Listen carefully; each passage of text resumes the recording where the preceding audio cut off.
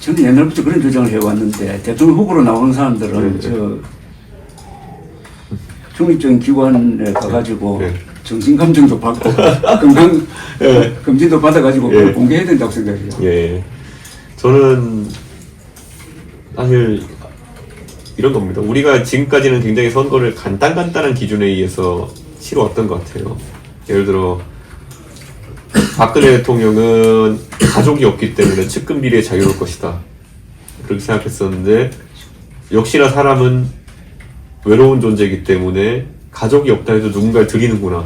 그게 최순실 사태의 본질이었던 것이고, 윤석열 대통령처럼 절대 선과 절대 정의로움을 강조하는 사람은 역설적으로 아주 반리에 무너지기 쉽다.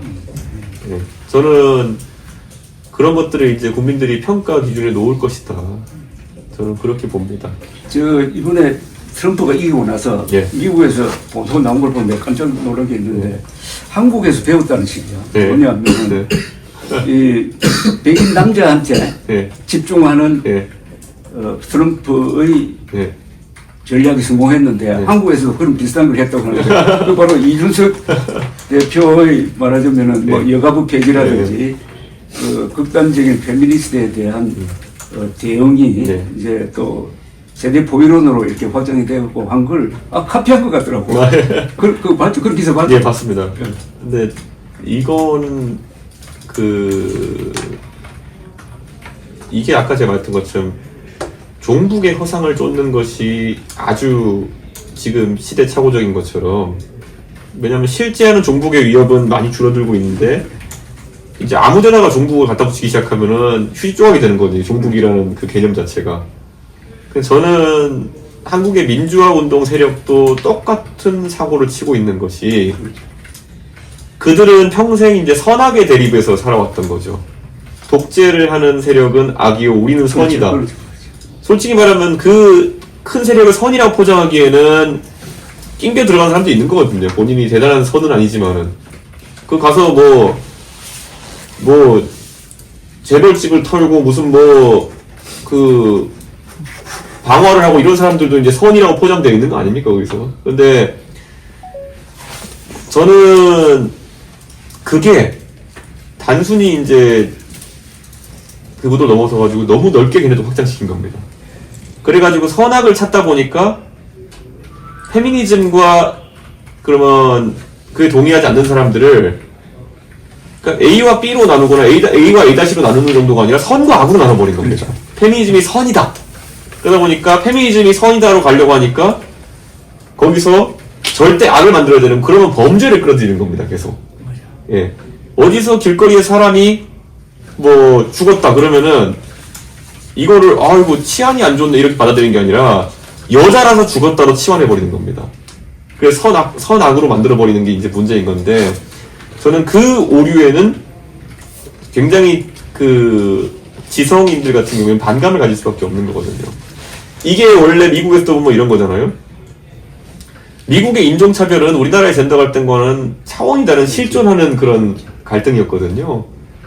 근데 이제 거기서 그런 어떤 인종에 대한 문제 같은 것들이 불거지다가 어느 순간부터 그게 누군 백래시라고 하지만은 일정 수준 이상으로 가면은 당연히 역으로 다른 분위기가 형성되는, 그게 이제 트럼프이즘이 의존했던 그 본질인 건데, 저는 지금 한국의 그런 어떤 페미니즘이나 소수자 정치 같은 경우에는 선을 넘어도 한참 넘은 상황이다. 그게 사실 이번에 정의당의 소멸로 나타난 것이거든요.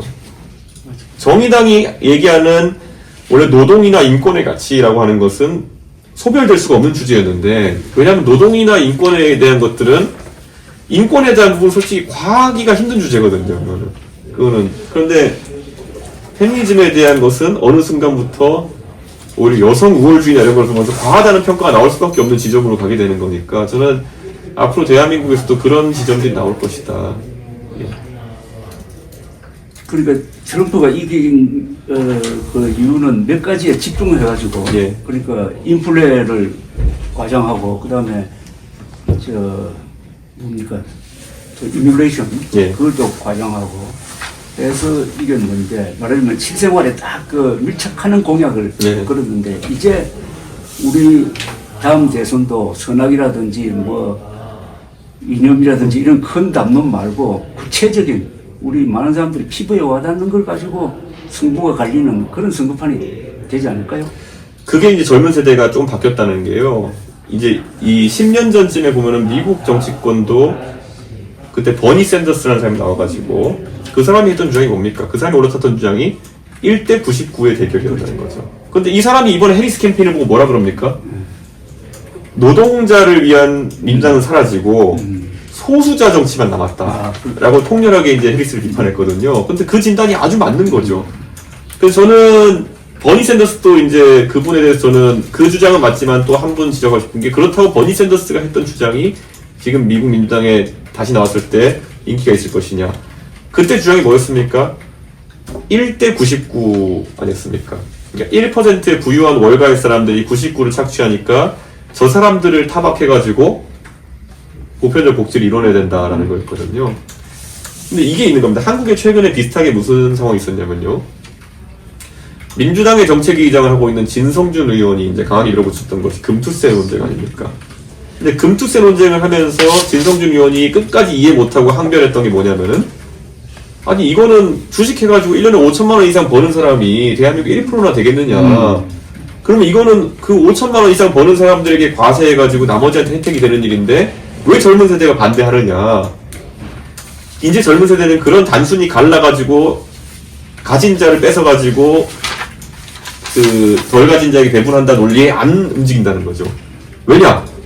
1%에 해당하는 그 대주주나 아니면은 이런 많이 버는 사람 규제했을 때 그들이 자본시장에 탈출하면은 내가 비록 많이 벌지 못하지만은 99인 나의 주식에 타격을 입힐 수 있다라는 그 연계 효과를 인지하기 시작한 거죠. 그러니까 거기서 1대 99 담론이 먹히지 않고 민주당도 이제 손해를 본 거죠. 이런 게 계속 빈번합니다. 예를 들어 문재인 정부 시절에도 보면요.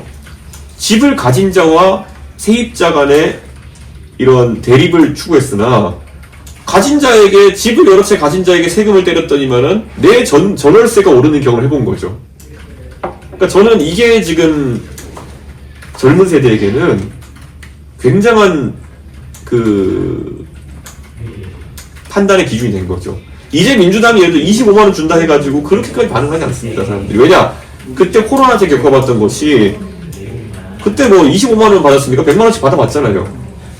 내가 코로나 때 민주당 문재인 정부 하자한대로 해가지고 한 100만 원 용돈 받았는데 그거는 뭐 고기 사 먹고 안경 사러 가고 이렇게 해가지고 잠깐 혜택은 받지만은 그에 따른 인플레로 내가 만약에 월세나 전세를 더 많이 내게 됐으면 나한테 이득인가? 토탈로? 이걸 판단할 줄 아는 게 이제 젊은 세대라는 겁니다. 절대 산업화나 민주화에 대한 선악구도로 투표하지 않을 거라는 확신이 있습니다. 그렇죠. 예. 근데 그 1988년으로 기억되는데 아버지 부시하고 두카키스가 나왔을 때가 있었어요. 예. 그래가지고 텔레비전 토론을 하는데 CNN 앵커 버나드 쇼라는 사람이 두카키스한테 이렇게 물었어요. 당신은 매사추세츠 주지사로서 사형 제도를 반대하는데 만약 당신 부인이 강간 살해되었다고 한다면은 그 범인에 대해서 사형 집행에 반대하시겠습니까? 하니까 두카키스가 적각 받았습니다. 쇼 선생도 아시다시피 저는 그 문제에 대해서는 입장이 확고합니다. 반대합니다. 이랬거든요. 그걸로 이 사람이 선거에 졌다고. 왜냐하면 너무나 이야기하는 게 사무적으로 이야기하니까 그렇죠. 하나도 고민도 안 하고 그 순간에 딱 두카키스 표정을 비쳤어요. 그래서 지지율이 한 10%포인트 떨어졌습니다. 그러니까 사형 폐지론 한국에서 지금 사형 집행해야 된다는 여론조사를 하면 한 70% 돼요. 그렇죠. 지금 9명의 미집행 사형수가 있는데 이들이 죽인 사람은 거의 대부분이 부녀자라고. 그리고 노인, 누계로 200명쯤 된다고. 그럼 이 아무런 합의 없이 아무런 공론과 과정도 없이 김대중 대통령 개인의 취향으로 해가지고 지금 이렇게 되어 있는데 이 사람들은 또 집행 안 된다고 하니까 그 안에서 회개도 안 해. 그렇죠. 그러니까 그 직업 업종에서 왕노릇 하고 있다고. 오히려 무기징역은 역을 시키는데 이건 역도 안 시키잖아요. 이렇게. 그래서 이걸 선거 공약으로 이용한다는 거는 예. 조금 예. 그렇지만은 근데 우리 실생활에 많은 사람들이 고민하고 있는 문제, 그걸 이제는 정치에서 말을 해야 되는데, 또 하나 뭐 제가 여러 번 이야기하지만은 오늘날에 윤석열 대통령과 같은 저런 괴물이 왜 나왔느냐. 한국의 국가 엘리트가 실종되어 버린 거라. 각 작은 분야의 전문적인 엘리트는 있지만 국가 전체를 보고 역사를 마주하고 장기적으로 보는 국가 엘리트가 실종된 거는 군사 엘리트가 가고 그다음에 민주화 엘리트가 등장한 이후부터거든. 동시에 요 시대가 한글 전용 시대입니다. 네. 한자를 안 쓰니까 인문적 교양이 부족하고, 윤석열 대통령도 나는 한 번도 자기 본명을 쓴 걸 본 적이 없어. 네. 본명을 써야지. 네. 윤석열은 발음 부호거든. 예. 이게 결국은 한국어를 망가뜨리고 한국어가 망가지니까 국민들의 사고 능력도 약화되고 분별력도 약화되고 오늘날의 음보론이 판치는 세상으로 갔는데, 이것도 한국어는 70%의 한자어와 30%의 한글 고유어가 성립돼야 제대로 기능할 수 있다. 앞으로 내가 대통령이 되면은 또는 우리가 집권하면은 한자 한글 혼용 교육을 하겠습니다. 이런 공약은 표가 안 될까요? 저는 충분히 고민해 볼 수 있다고 보는데요. 저는 그 문해력과 언해력에 대한 부분 같은 경우에는 그 정치가 얼마나 윤택해지느냐의 기본 조건이라 생각합니다. 그렇죠. 뭐냐면 사실 정치라는 것이, 제가 오바마 연설을 보면서 굉장히 긍정적으로 반응했던 것이, 연설 자체가 이게 글도 아니고 말인데도 불구하고 기교가 많이 들어갑니다.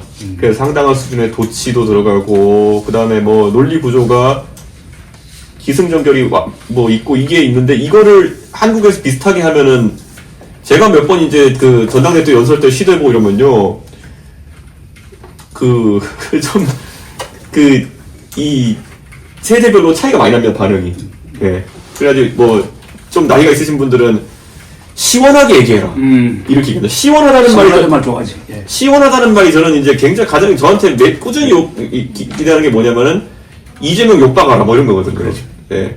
근데 그거는 제가 정치인을 봤을 때 이게 무슨 이재명 욕박아라는 가장 저급한 그 메시지 투사 방식인데 그거를 강제하거든요. 그러니까 저는 그런 게 좀 바뀌어야 된다 이런 생각을 하고요. 저는 제가 인문 소양이나 이런 걸 너무 강조하는 건 또 너무 또 엘리트주의일지 모르겠지만은, 윤석열의 가장 큰 문제를 제가 봤던 게 뭐냐면요, 이 사람은 군주론만 읽은 것 같습니다. 예. 근데 우리가 이제 봐야 될 게 뭐냐면, 군주론은, 마키아벨리는 군주가 아닙니다. 그렇기 때문에 본인이 군주란 권력을 잡기 위해서 어떻게 행동해야 되고, 그것을 유지하기 위해서 어떻게 행동해야 되느냐에 대해서 본인이 비경험자 관점에서 참모적 관점에서 쓴 거거든요. 이래야 된다. 저는 그런데 오히려 제가 지금까지 통치자나 군주가 정리했던 것 중에 꼭 대한민국에, 제가 집권하기 전에는 군주론을 읽어도 되는데요, 집권하고 난 다음에는 하루에 한 번씩 매달 좀 봤으면 좋겠는 게 뭐냐면 오히려 명상록입니다. 마르쿠스 아우렐리우스 명상록이거든요. 이 명상록이라는 것은 굉장히 회고적이면서도 본인이 직접 군주를 하기 때문에 할 수 있는 말들이 있는 거거든요. 네. 그러니까 저는 우리가 항상 그 정치를 하면서도 정치인과 평론가의 말과 생각 완전 다른 것처럼, 대통령이 명상록을 읽어야 될 타이밍에 기교와 기술이 담겨있는 군주론만 읽었다. 군주가 돼본 적이 없는 사람인데. 그러니까요. 저는 우리가 솔직히 저희가 아무리 사람들이 평가한다 하더라도 뭐 이재용이나 정의선 부회 같은 경우는 다릅니다만은, 이건희 회장이나 아니면은 뭐 이런 창업주의 성격이 있는 사람들, 그런 창업주 또는 그 중흥기에 있었던 사람들의 생각은, 그분들의 회고록이라는 걸 보면은 꽤 고민의 지점이 느껴지는 거거든요. 지금은 사실 보면은 그 고민보다는 이미 경영의 기술에 들어가 버린 기업들이 많은데, 과거에 중요한 판단을 해야 됐던 사람들 같은 경우에는 그 위치에 가보는 회고록 읽어보면 굉장히 도움이 되거든요. 그렇다면 우리나라에서는 네. 이승만 박정희를 읽어야지. 저는 충분히 그 시기에 이승만 대통령의 뭐 4.19 할 때 이럴 때는 아니지만은 오히려 독립운동기의 이승만 대통령의 고민이라든지 아니면은 그 이제 해방 혼란기의 이승만 대통령의 고민이라든지 이런 것들은 그때는 고민의 현실에 있던 사람보다 진지한 고민이 없었겠죠. 이승만 대통령의 가장 위대한 연설은 1948년 8월 15일 연설입니다. 거기서 첫 문장이 이래 나와요. 우리는 민주주의를 믿어야 합니다. 종국에 가서는 선이 악을 이긴다고 믿고 비록 문제가 더디지만은 민주주의를 해야 합니다. 이래요. 그 다음에 자기의 포부를 쫙 밝히는데 그게 한 페이지 되는데 저는 그게 게티스버그 연설이더라고. 그러니까 미래를 딱 예언을 하는데 딱 그대로 됐어요. 그게 다 실천이 됐다고. 뭐 박정희는 더 말할 것도 없는데 박정희야말로 이제 무장한 예언가인데 또 하나 명상록만큼 아주 실감 있는 게 관중의 말을 모은 네. 관자라는 책이 있어요. 그거 읽어보면 깜짝 놀라요. 네. 아 이거 마키아벨리는 뭐 1500년 전 1500년대 사람이지만 이 사람은 그보다 1000년 전의 사람이에요. 그런데 어떻게 요사이 이야기를 이렇게 하고 있는지. 그 사람이 한 이야기 중에 제일 유명한 게 그거 아닙니까? 곡간이 차면은 뭐 예절을 알고 의식이 족하면 영역을 안다는 뭐 이런 뭐 있고. 그 다음에 저는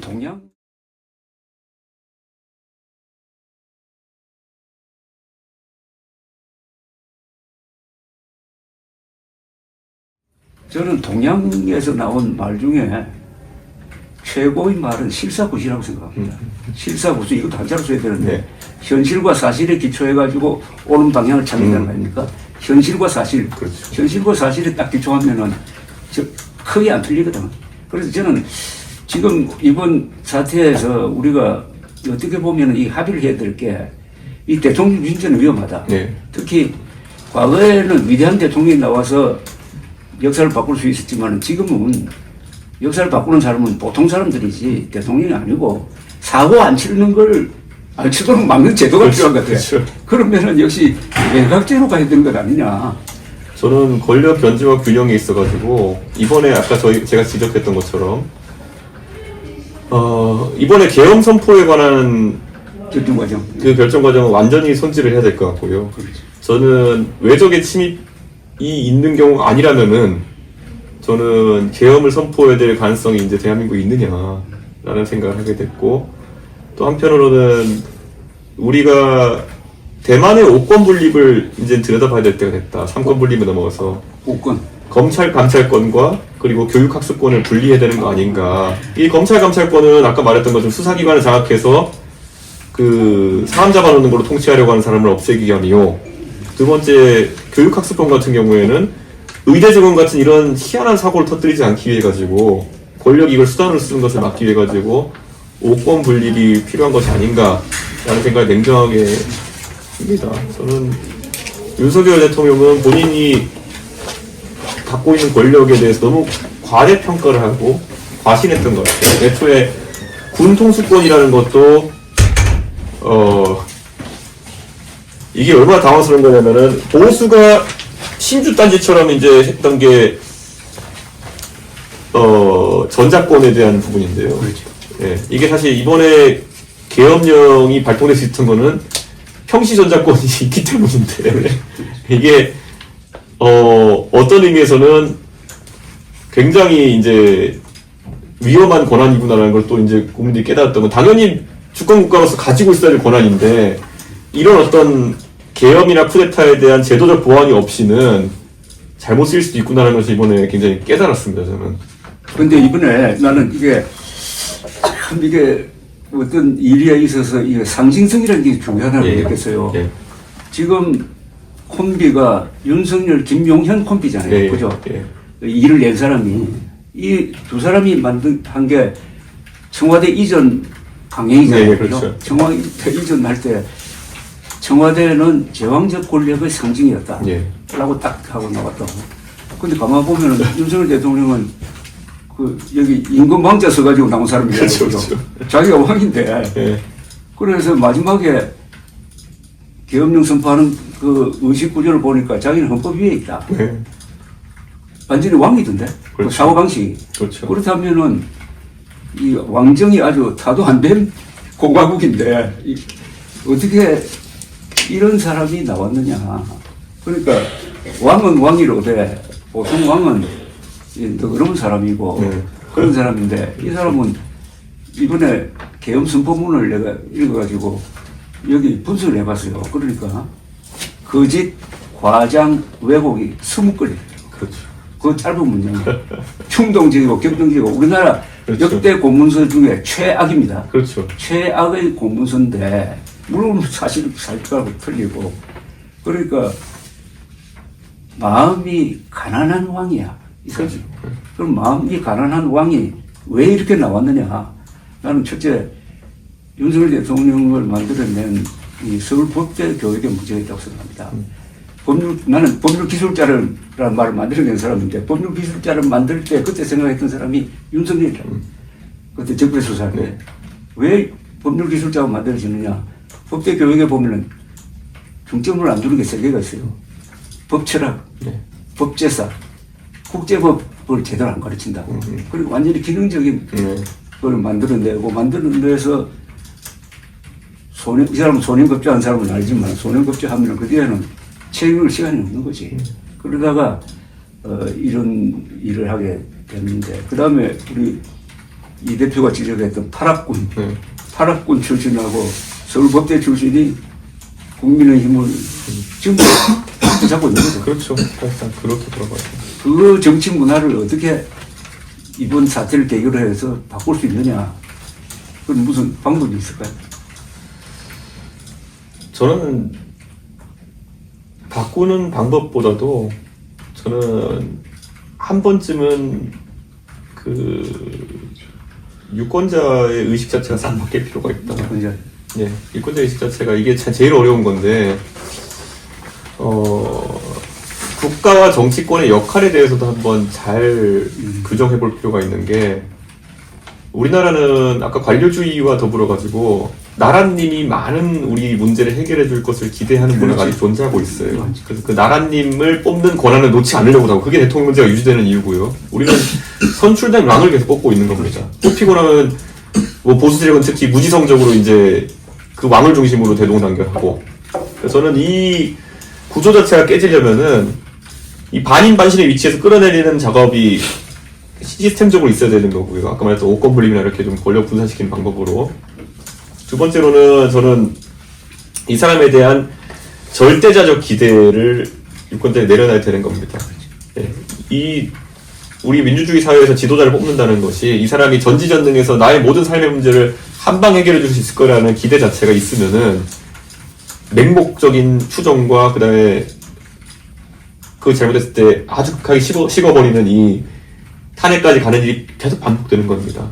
저는 굉장히 안타깝다 보고요. 저는 윤석열 대통령의 또 다른 구조적인 문제보다는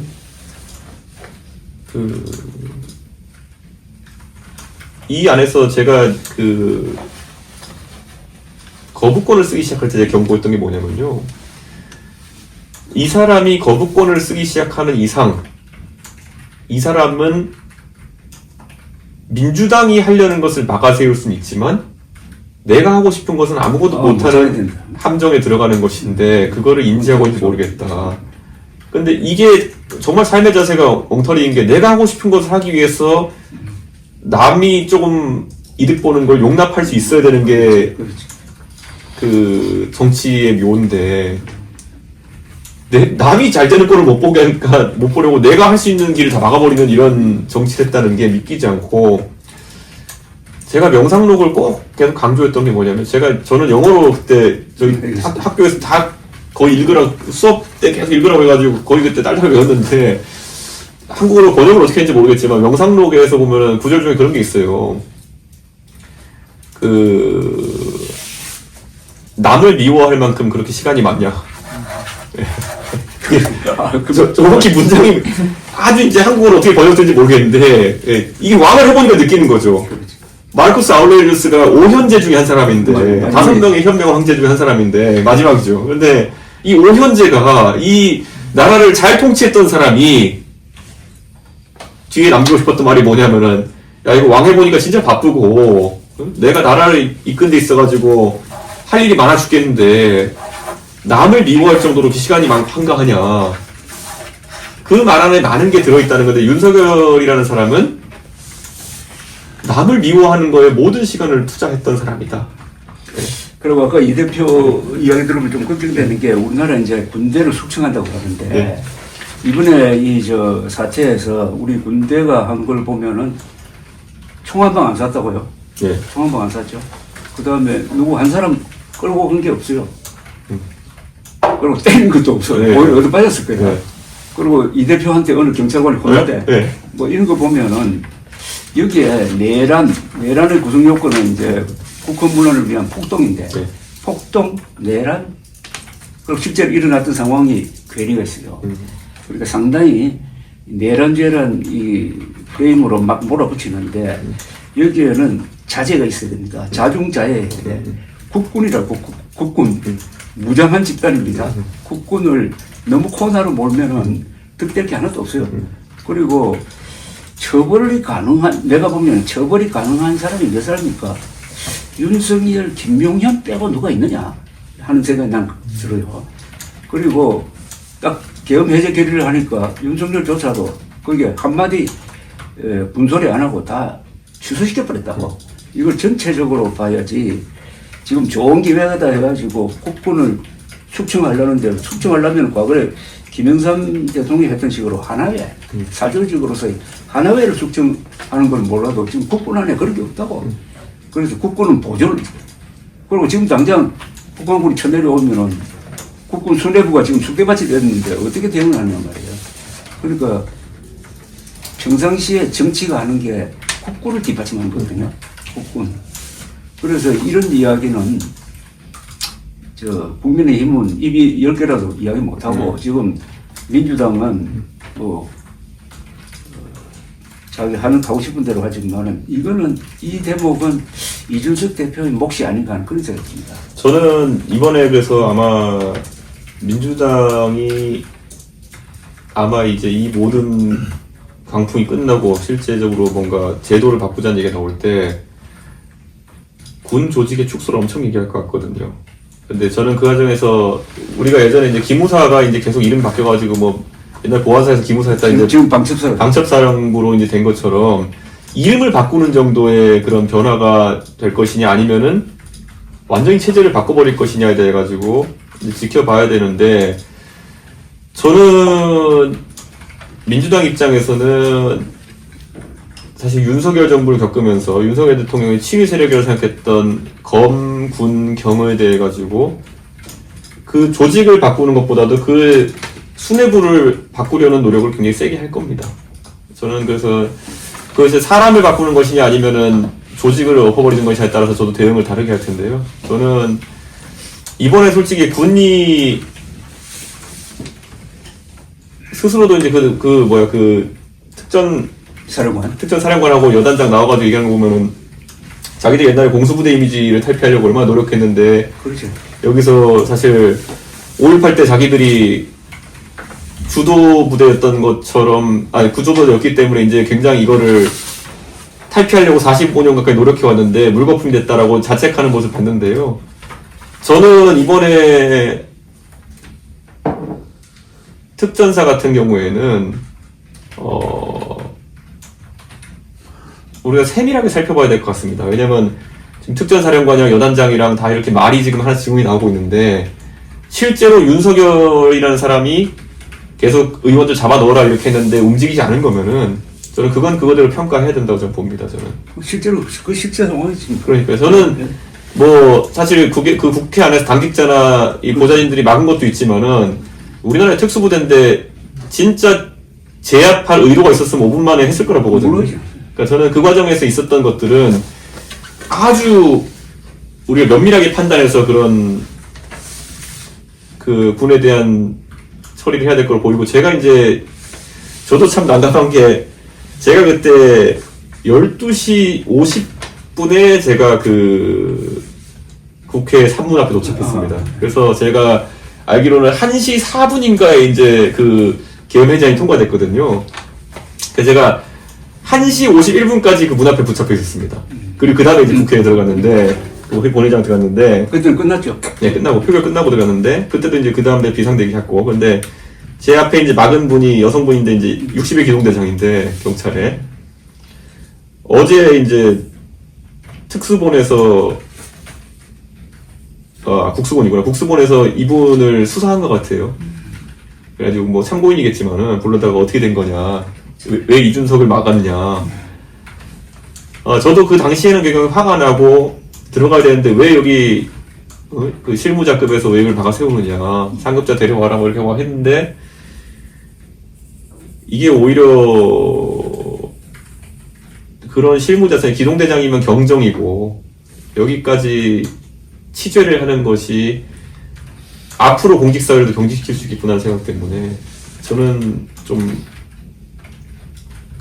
만약에 그 국수본에서 저한테 거기에 대한 입장을 물어보면은 최대한 선처해달라고 할 그런 계획이거든요. 우리 5.18 재판에 전례가 있어요. 네. 5.18 때 그때 막 총격전하고 뭐 약 200명이 죽고 했지만은 처벌 수위는 딱 정해져요. 특전사령관. 네. 공수 여단장 중에 처벌받은 사람 없어요. 그럼 밑으로 안 내려갔다고. 네. 그러니까 이번도 그렇게 해야 되고 이번에 인상적인 게 그 특전사령관이 3번 리얼타임에서 전화를 받았거든. 네. 대통령이 직접 전화를 받았다고. 그러니까 문 박차고 들어가서 끌어내 하는데 안 했잖아요. 그 명령을 받고 한 사람하고 그 현장에 나가 있던 대령하고 의논을 해보니까 그러면 다친 사람이 있습니다 해가지고 안 했다고. 그 다음 3번째 전화 왔을 때는 안 받았다고 그러더라고. 이러면은 이런 사람을 그렇죠. 이런 사람이 처벌 대상인지 아니면은 표창 대상인지를 고민을 해야 된다고요. 그래서 이런 문제는 절대로 이 대령 이하는 처벌한 예가 없어요. 없습니다. 이것까지 건드리면은 앞으로 군은 명령 계통이 무너진다고. 군대의 명령은 바로 직속 상관의 명령을 듣는 거거든요. 대통령 명령을 듣는 게 아니라고. 근데 그게 유지가 되고. 그 다음에 지금 이 혼란 사태에서 우리가 좀 이 의료 대란을 일으킨 2,000명 정원, 이거는 막 지금 막 진행돼가지고, 곧 입학자도 이제 확정이 되는데, 지금 의사들은 이게 좋은 기회다. 또 우리 예 대표도, 이 문제를 이왕 해결해야 된다. 그러니까 이런 짓을 한 대통령이 결정한 2,000명이 그게 제대로 된 것일 수 있느냐 하는 게 굉장히 설득력이 있는데, 이게 어떻습니까?